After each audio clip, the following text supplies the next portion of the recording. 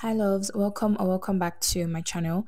In this video, I'm going to show you how I made this special food that I like to call jollof potatoes because I posted a picture of them on my Instagram story and a couple of people asked me for the recipe. So I'm going to take you through everything I did to make it.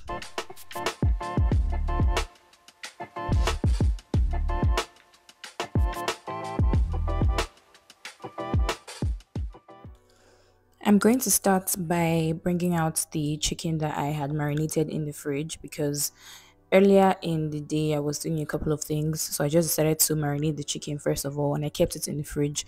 So I did this because my mom used to do this when she used to cook fish and all those other stuff she used to cook, so I kind of learned that from her.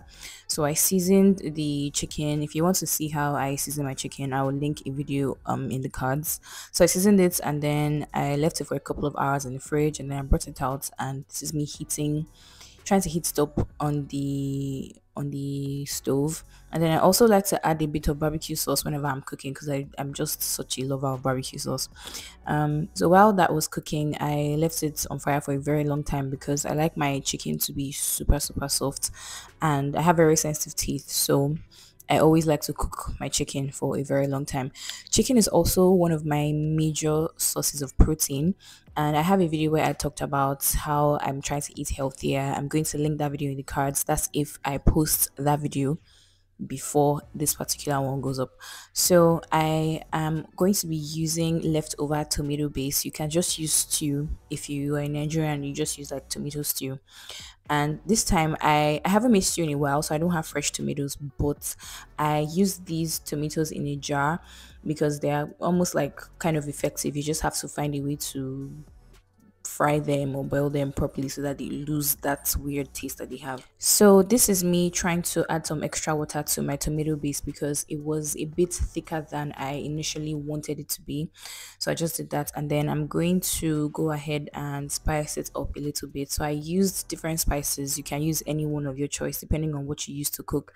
I added some pepper, added chili pepper, added curry, ginger, garlic, cayenne pepper, onion powder.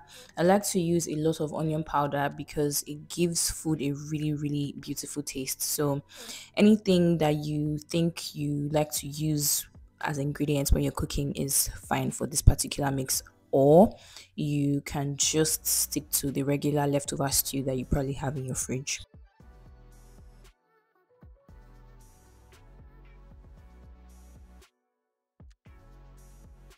At this point, I'm checking my chicken to know whether it's as soft as I want it to be because I only like to eat soft meat or soft chicken. So this is what the chicken looks like. I like to season my chicken really well because I don't like to fry, and in this case I'm not really dipping it into any stew, so I took my time to season it well enough, and also so that I would have enough chicken stock left over. So the next thing I'm going to do is to prepare my oil that I'm going to use to fry the potatoes, and I'll show you the potatoes that I used. I try to just make my cooking process really quick because I don't like staying in the kitchen for too long. So I usually have a leftover oil somewhere because I don't see the point of throwing oil away. I just put it inside a container, and then when I want to fry, I pour it right back out.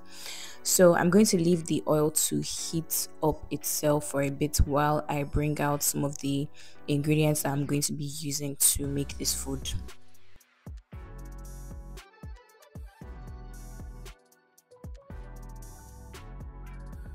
So these are some of the ingredients I'm going to be using. I tend to use a lot of vegetables and I usually just buy them from like a Walmart or from Aldi. And then these are the potatoes that I use. I like the crinkle cut potatoes because they just look more appealing than regular fries. So that's what I'm going to be using for the sake of this food. Now this is everything that's on fire. My tomato base is on fire, well, on the gas cooker. I just say on fire because I'm in Nigerian. So my tomato base is on fire. On the gas cooker, sorry. I try to leave it on for a while so that the ingredients can properly enter into it. So at this point I am removing some of it because I'm not going to use every single thing. I'm not going to use all of it to cook. I don't want the whole thing to taste like stew. So the next thing I'm going to be doing is to prepare my potatoes. You guys know how to fry potatoes. It's not rocket science. I usually like to test out how hot the oil is before I actually pour all my potatoes inside, and this is just the first batch of the potatoes that that I wanted to fry. So you can fry as much as you need, or you can just use your eyes to measure how much you think will be enough for the tomato base or for the stew that you're going to be using to make this food.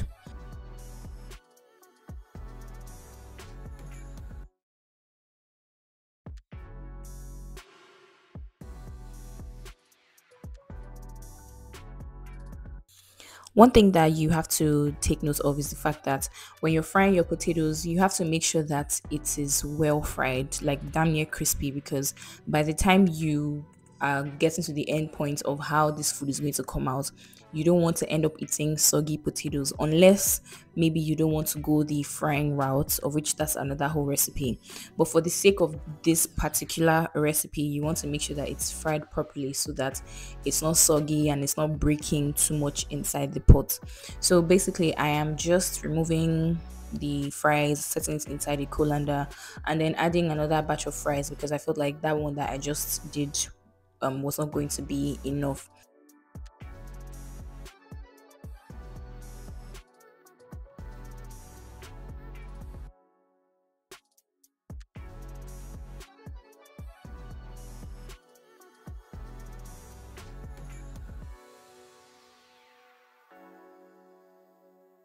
The next thing that I'm going to be doing is to add some oil to my tomato base, and I accidentally added too much oil, which was a mistake. So try not to add too much. I just wanted it to fry for a little while before going ahead to add my vegetables. And this part kind of looks funny because adding vegetables to stew is like it looks weird. But I tend to not leave vegetables on fire or on the cooker for too long because I don't want them to die. So I bought this vegetable mix from Walmart, and I also added a lot of sweet corn because I love sweet corn. So what I'm going to do here is mix the two of them together, cover the pot, and then just wait for it to boil properly so that the tomato base or the stew actually goes well, like goes together with the vegetables. So this is what it looks like when it's boiling. So at this point I just keep stirring and stirring and stirring, and then I add the fries that I had fried previously. Initially I didn't want to put everything because I wanted to check the ratio of the tomato base and the vegetables to the potatoes. But eventually I just put everything inside the pot because I didn't see the point of keeping the rest in the fridge. I wasn't going to eat them. I also went back to add a bit of stew to the potatoes that I had in the pot just because I felt like the stew that was in the pot was not enough. So that's one of the reasons why I also set some stew aside. And at this point, what you want to do is just keep stirring and stirring and stirring. You don't have to add water or anything or any oil, nothing.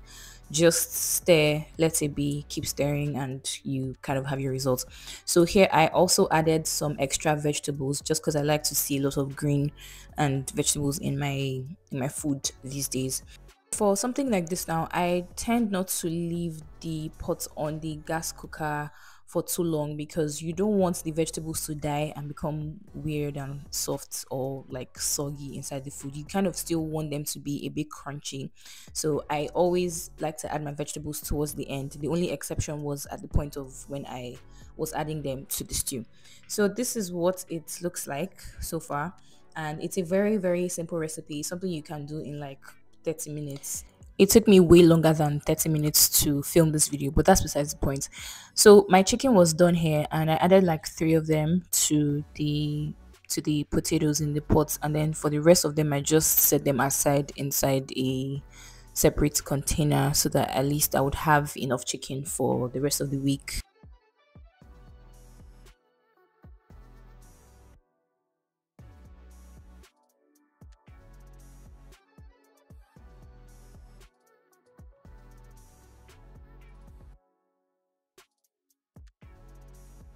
I was so hungry when I was done with this, so I just put a plate for myself because I just couldn't hold the hunger anymore.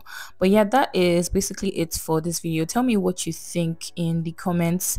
I tend to also do meal prep sometimes, but this time I didn't do a meal prep per se. So I ate this one on that day, and then I kept like two other plates because I didn't want to leave this thing in the fridge for more than 2 days. I felt like it would become really soggy, and you don't want that. So that's what I did. For something like this, I would say maybe just eat it in 2 days or three, because you don't want, sometimes eating stale food is very, it's very tiring. It can get boring. And as somebody who has tried to meal prep, I found that this is one of the challenges that I have faced with it.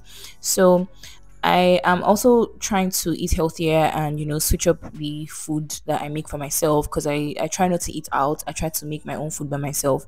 So I was just trying something very different. I had never done this before, and the idea just popped into my head. My mom used to do things like this a lot. Like she used to make, she would put things like carrots inside ukwa, and it used to turn out to be really good. So I kind of tapped into her creativity here when I was thinking about this, and she was actually really proud when I sent her a picture. So tell me what you guys think in the comment section. That's it for this video. Tell me if you're going to be trying it, and I will catch you guys in the next one. Thank you so much for watching.